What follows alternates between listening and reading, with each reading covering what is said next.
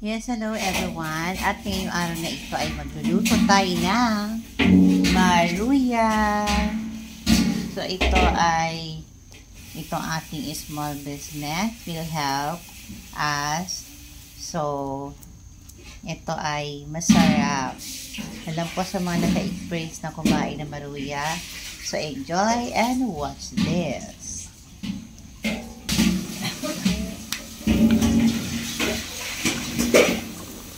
Ito na siya.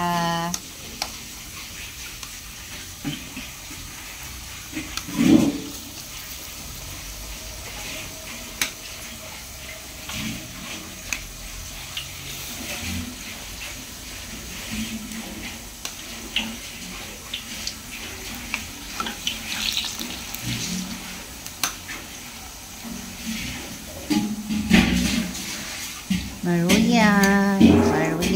Ayan. Saging lang ang may puso.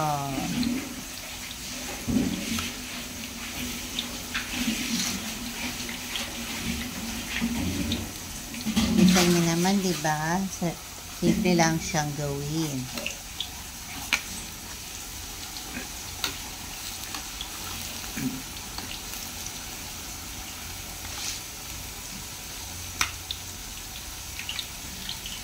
Ayan. Mabilis siya maluto dahil mainit naman ang ating kawali.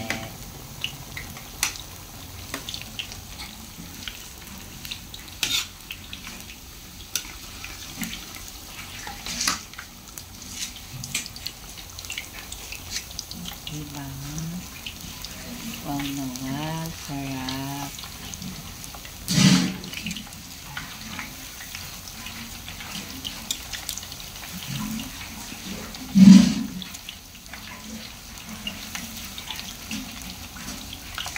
Ang galing na.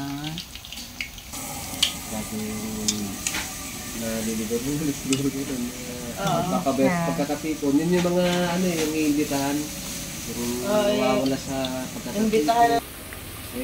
Una tayo nabunot. Magiging niya rin yun. Luto natin ngayon ay maruya.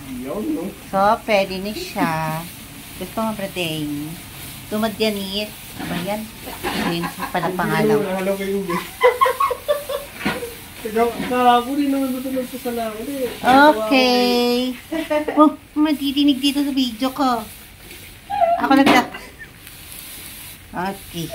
Ayan, sarap po. Ayan, may maruya na tayo.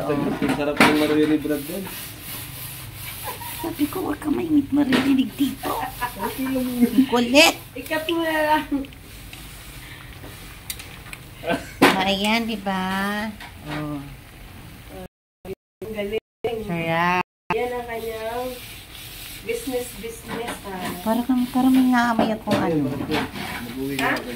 Naamoy akong maruya pala. Alam ko, amoy malansa. Baka yung maruya mo ang isda. Pwede mo na palagyan nila to. Yung maruya mo Baka ang gusto mo isda. kumain o kumuha ka na ng isa. Ayan, kaya pa tinatawagan ka na rin. Gusto lang pa po. Sinatawag yun. Gusto yata lang yun. Yehey! Maruya pa more!